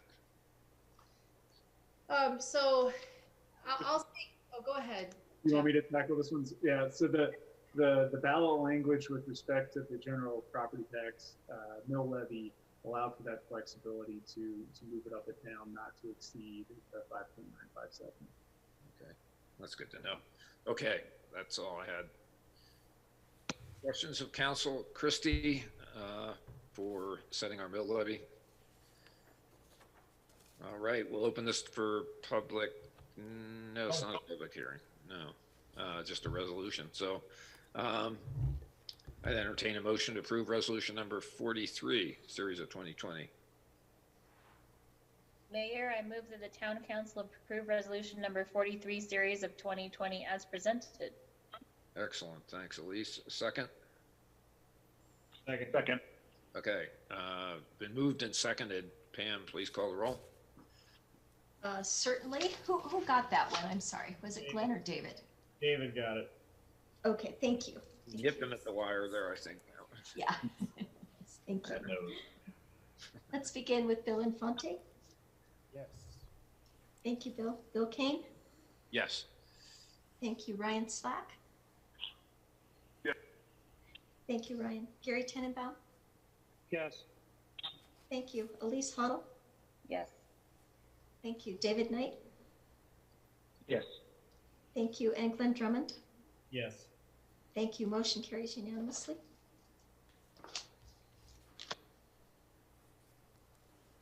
Okay, thank you. So we move on to item 9H. This is a public hearing and second reading of ordinance number 27, ordinance of the town council of the town of Basalt, Colorado, amending the town's schedule of fines, penalties, and administrative fees regarding the energy code and SBR review fee. So this is a second reading. Yeah, we approved this in first reading last meeting. So Susan, do you want to just Sure, sort of, just real briefly, this is a where we are? fee, just real briefly, this is a fee that has been established to try to recoup the town's costs for doing the energy review and the sustainable building regulations. And currently, we contract that service out with Full Circle Construction, Amanda Poindexter, and our costs aren't covering our fee. Fees based on 10% of the building permit fee, and there's a $2,000 cap. This amendment would increase that fee to $10,000, and that amount really was recommended by Christy Chicane after reviewing the information and expenses that we've experienced. So this is the second reading. It was approved on first reading. There haven't been any changes, so we're recommending approval of the ordinance. questions for Susan? This is second reading and we do require a public hearing, so we should make sure the public knows we're open and willing to receive public comment. In the meantime, I think we could entertain a motion to approve. Second, we'll wait a few seconds before we call the roll. Okay. And just as a note, we haven't received any notice that any public wants to speak on this item, correct, Pam? Correct. There's a gentleman that's just checked into audio, though. Yes, that's Mr. Weiser for the next. Oh, that's D. Okay. All right. I'll entertain a motion to approve ordinance number 27, series of 2020 on second reading. Mayor, move that the town council adopt ordinance number 27, series of 2020 on second reading. Is there a second? Okay, moved and seconded. Did you get the second, Pam? I did not, I'm sorry. Was it you, Elise? Mhm. It was. Ryan, was it Ryan Slack? No, Elise was the second. Elise, okay, thank you, I'm sorry. Made the motion. It was seconded by Elise. Oh, thank you. I look away for a second and I miss it all. I know, and that's fast moving here. Last so, section. Okay, moved, let's. seconded. You can call the roll, Pam, thanks. Oh, you bet, thank you. Let's begin with Ryan Slack. Yes. Thank you, Ryan. Bill Kane. Yes. Thank you. Gary Tenenbaum. You're muted. Yes. Thank you, Gary. David Knight. Yes. Thank you, David. Bill Infante. Yes. Thank you, Bill. Elise Hoddle. Yes. Thank you. And Glenn Drummond. Yes. Thank you. Motion carries unanimously. Thank you. Next order of business is 9I. This is first reading of ordinance 28, series of 2020. This is an ordinance of the town council, the town of Basalt, Colorado, authorizing the financing of improvements to the Albany Park and Pool in connection with the authorizing of the conveyance and subsequent leasing of certain town property and the execution and delivery by the town of a deed and ground lease, a lease purchase agreement, and other documents related to the financing. Ryan, this is our COP financing for our pool. That's right. I think Elise has her hand up. Elise, did you want to drop off for a moment? I'm going to recuse myself. Thank you. Okay. This time I'll remember to text you. Okay, sounds good. And Mr. Mayor, before we get into the meat of this ordinance, I did want to follow up on one item related to the town council's prior action related to the Albany Pool project.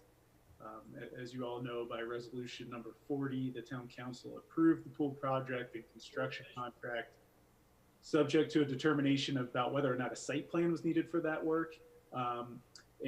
Working with staff, we determined that a site plan is not needed for the Albany Pool construction project. And very briefly, I would note that the bulk of the Albany Pool is located in the Basalt South PUD. Under the code, a site plan is not required for work on property in the PUD where the building permit is consistent with what is set out in the PUD. And here, as we know, the work is primarily, is not resulting in new buildings or structures, and primarily on existing infrastructure and buildings. And then for the small portion of the pool that's not located in the PUD, it's the town's position, or my position, that the work being done doesn't rise to the level of new development that might otherwise trigger a need for a site plan. So with that, I wanted to make sure we had it on the record that there is no further action needed by town council as it relates to resolution number 40, but that segues into our consideration of financing for that RBD pool and construction project. And with that, I think I'll turn it back to Ryan and Christy to introduce this further. Thank you for that clarification. Ryan? Sure. So, as you know, at the last meeting, we had presented a few different options to proceed as far as the improvements at the pool go. We had one that contemplated the original plan or design that Connect One had put together, and a second that was a value engineered project that essentially reduced the cost, and ultimately council wanted to move forward with the original design. We also at that same time reviewed some different financing options for how to pay for either of these two projects. There were a few with the value engineered that would have used some general fund monies, and then also delayed some of the projects contemplated in our post capital improvements plan. And ultimately, council decided to go with an option that would do certificates of participation. It would allow us a short-term lease payment arrangement. Essentially, we put up our pool property is the aim, and would have a bank essentially hold that for a term of approximately 5 years, while we made lease payments back, and then would take ownership back at that time. The idea is for 100% of that repayment to occur out of the post fund, which is a 1% sales tax that is specifically set aside for parks, open space, and trails projects, and can only be used for that purpose. And so tonight we have with us Dee Weiser. He is the counsel that would be helping us move this forward. And Christy had been working over the last 2 weeks, both with Dee and then Bruce Kimmel as well, who is working on the proposal that will be going out to the banks. And I think that's bringing us up to current day. So Christy, did you want to add something from there? No, that's a great summary, Ryan. Thanks. I was just gonna just have Bruce and Dee just go through the highlights or main points of the pre-sale report and the ordinance, just to make sure that they highlight that information for council, and then take council questions. Evening, gentlemen. Welcome. Bruce, good to see you. Thank you, Mayor.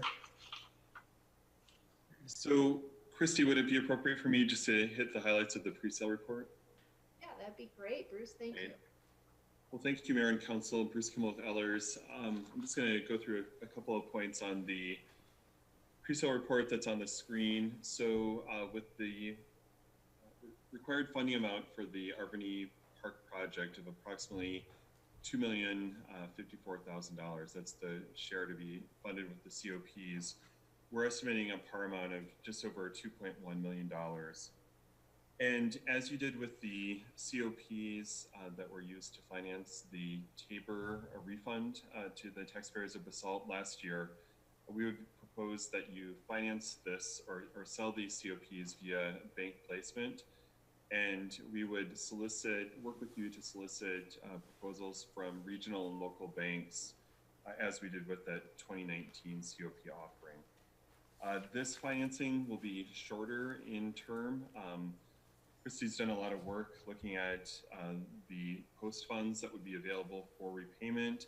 And given that we are looking at a 5-year repayment term that would start in 2022 and go through 2026, there would be an interest payment in 2021, but then 5 years of level debt service. You can see on the screen, we're estimating, we tried to be a little bit conservative, estimating a 2% interest rate. We think you'll actually do better than that. But given that 2% interest rate, you can see that the payments would be just under $450,000 per year. Excuse me, the COPs will not be rated. As you may recall, the town has a very good rating from S&P of AA, but these bank placements aren't typically rated. Banks can't rely on those ratings, and so they typically do their own credit analysis, and so it wouldn't be cost effective to obtain a rating on this COP. I think those were sort of the major things I wanted to cover other than the timeline. So if we could go to that page on the debt issuance schedule. So we're here today for first reading of the ordinance and the pre-sale review. We would look to distribute the RFPs to banks early next week, get those proposals back right after the first of next year. We would then have a pricing committee that would be authorized by this ordinance, basically determine the winning proposal with our input in those of that also of town staff. And then come to you for second reading and adoption of the ordinance on January 12th.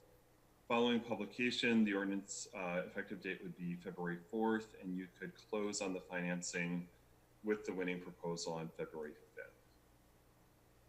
Are there any questions about the pre-sale report or the proposed method of bank financing? Bruce, a quick question. This is obviously highly hypothetical, and we've been recently, we realized sales tax revenue beyond any kind of reasonable expectation, just because of the quirks of nature and COVID and settlement patterns and some things that were almost impossible to anticipate. Is this a set term of 5 years? Is there a prepayment nature of a prepayment penalty if we were, for any reason, to accumulate lots of money in our post fund and just decided we wanted to save money on interest? We got to just that kind of cash position, didn't have an immediate project to spend it on. Sure. So, I'd say this is unlikely, probably in the extreme, but I'm just really curious whether we have that latitude or this is a set deal here for 5 years. And Merritt, that's a great question. You get to call the shots on that. It's our recommendation to you that you offer, all things being equal, we would recommend that you offer this to banks without requiring a prepayment option, just because we know that given the relatively short term, there may be a bidder out there that could offer you a very good interest rate, potentially the best interest rate without option for prepayment. Okay. That said, we've also had great success laying that out as sort of the base case, but then offering banks the option of proposing a prepayment option to the town as part of their financing proposal. And so if a bank is more flexible and doesn't see a great benefit in having that lockout or having that being fixed without prepayment, then they might say, hey, we can offer you this interest rate, but make it prepayable after 2 years, or perhaps even at any time at your discretion. So that's our proposed approach. But if you felt strongly, and if the council felt strongly that, hey, we really do want an ability to prepay after 2 years or after 3 years, by all means, we could just enter that in as a term of the proposal, and it wouldn't make a huge difference. In all things being equal, if we're just striving to see what the lowest possible interest rate might be, I think it would make sense to offer without a prepayment, but it's not make or break. So if the council feels strongly to have it in there, we could certainly do that. Yeah, no, that's okay. That sounds like that's a good trade, is to have a no prepayment, but provision if it buys us a better rate. That sounds like it's the best direction to go. To get much better, we're going to be in the realm of negative interest rates here. That's something we would entertain if that came up. We can certainly put that in, Mayor. The town would welcome a negative interest rate. Doesn't hurt, right? All right. Thank you so much, Bruce. Is there any other questions for Bruce, or? I think Gary had one.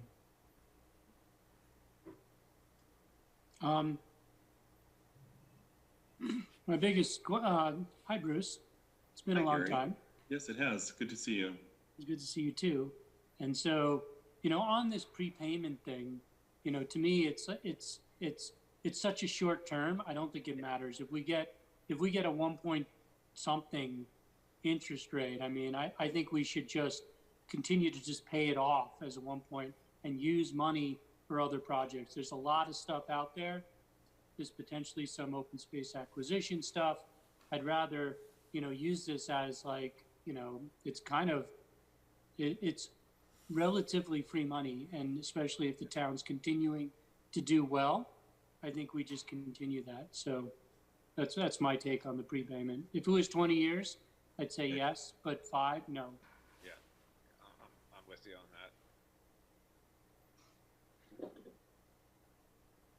Great. Well, I'll stick around, and I would note also, as you know, Dee Weiser is on the call and can answer any questions you would have about the ordinance, specifically authorizing moving forward with the pricing committee approach to the financing. I do have a question for Dee. Yeah, go ahead, Gary. Go ahead, Gary. I've learned in the last bond thing we did for open space that there's premium. I didn't know if that was in COP world, premium. That's not likely. Bruce can comment, but that's not likely in a bank placement like this. Okay. Yeah. Mayor, if you go ahead, Bruce.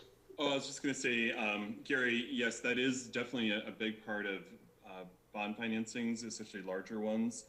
But with this, we would expect a very straightforward proposal, right? Almost exactly for the 2.1, or exactly for the 2.1 that's being proposed here.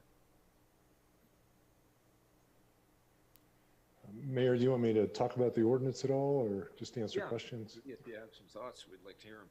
Well, just briefly for the council, and many of you will remember from the 2019 transaction, and this is substantially like that the charter specifically authorizes the council to do lease purchase financing, and the taxpayer bill of rights does not apply to these financings because they are subject to annual appropriation, which means that the council has at least the right to walk away from this at any time, obviously losing the financed asset.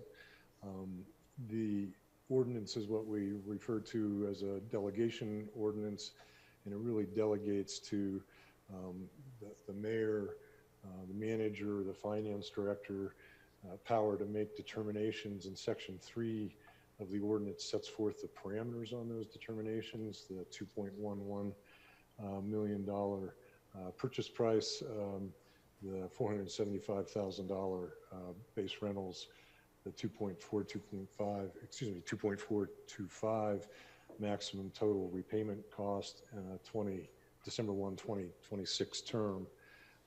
This approves the form of lease and deed in substantially the form that you approved in 2019 for that transaction. Frankly, we were a little time pressed to prepare a new set of documents for you in time for this meeting. So we have referred to those prior documents as the ones that will be the template for this transaction once we see what the bank bid is. With that, Mayor, I'd be happy to answer any questions of the council. Questions of Dee Weiser about the ordinance? No, I think we're. Looks like we're pretty good. Christy. Yeah, thank you, Mayor. The one thing I wanted to thank, I have a special thank you for Dee and for Bruce, and their respective firms, because, you know, they understand that this is has been a tough situation for the town, with the overages on this project, and they have agreed to, reduce their fees as a result, and really giving the town the maximum benefit for their services. And I just want to thank them publicly for that. Great. Thank you, guys. Appreciate it. They're awesome too. So we're so happy to have them on our team. What a client, huh? Holy mackerel. Right? Jeez. All right. So the action before us is actually a first reading. So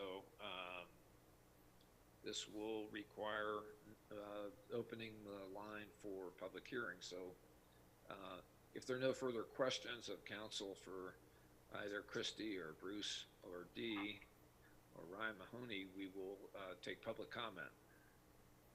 No, it's second reading. Yeah, I'll note on this, Mayor, I'll just note that this is the first reading on this one. Sometimes on land use, we do have a public hearing, but we don't have a public hearing on this one. There is no public hearing. Yeah, correct. Okay. Not until January. Yeah. Very good. Okay, well then I'll entertain a motion to approve ordinance number 28 on first reading. Mayor, I move that the town council approve ordinance number 28, series of 2020 on first reading and set the public hearing and second reading for January 12th, 2021. Second. Okay, moved in second. Pam? Okay, let's begin with Bill Infante. Yes. Thank you. Elise Hoddle? He's not here. Oh, I'm sorry. I had her marked off of there. I apologize. Okay, Bill Kane? Yes. Thank you. Ryan Slack? Yes. Thank you. Gary Tenenbaum? Yes. Thank you. David Knight? Yes. Thank you. Glenn Drummond? Yes. Thank you. Motion carries 6-0. Thank you. Thank you, guys. Thank you. Thank you. You have one complimentary free swim when we get this deal. Okay. Yeah, I'm looking forward to the robot pool, Mayor. Yeah.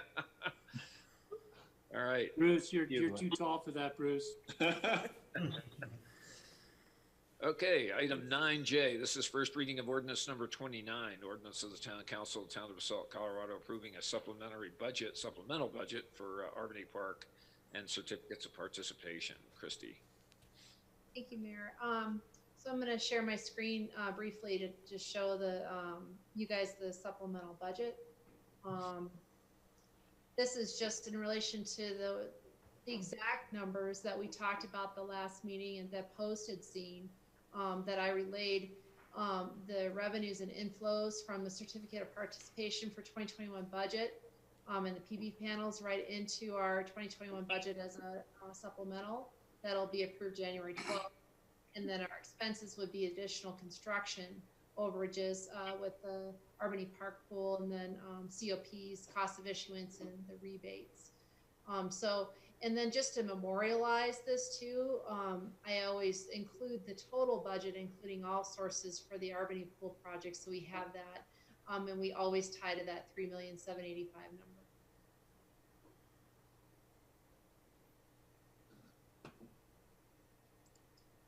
And I guess the only other thing I would tell council is the reason why we didn't incorporate that into the 2021 budget at this point is because of the late nature of receiving the bids. We didn't want to cause that confusion. We believed it was more transparent to have a separate ordinance and supplemental budget for this. Okay. Questions?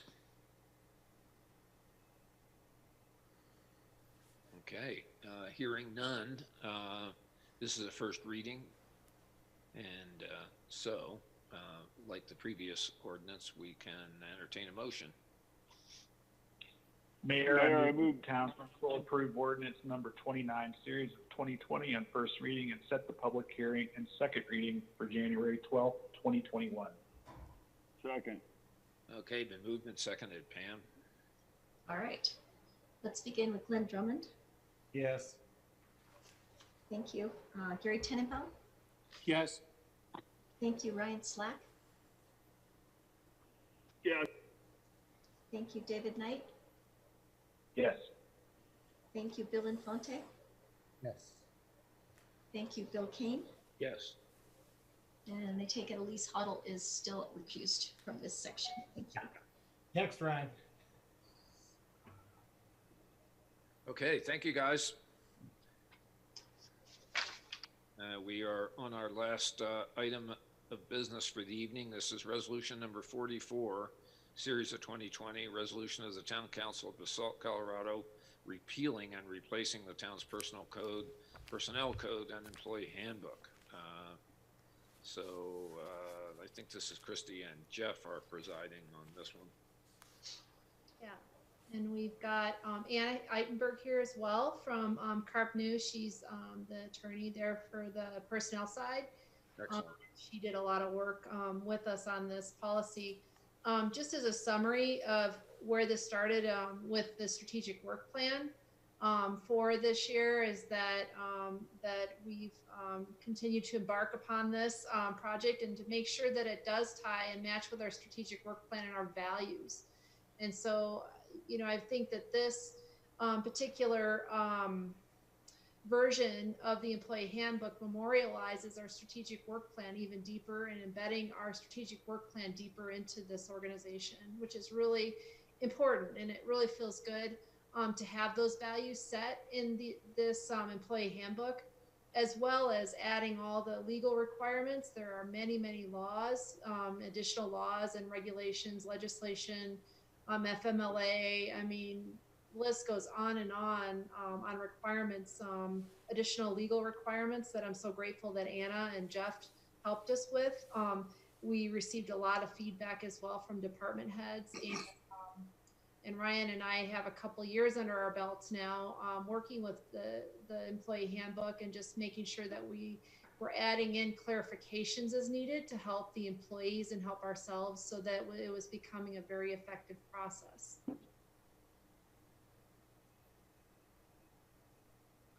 And I will introduce Anna. Anna and I work together, and Anna in my office specializes in employment law issues and has been working with our municipal clients on making sure all of their employee handbooks are up to date and in good form, and has done other work for the town, but this, I believe, is her first opportunity to have some face time with town council. So introduce Anna, and if there are any, Christy and Anna, I didn't know if you guys had any specific things you wanted to bring to the attention of town council, or otherwise just leave it open for questions.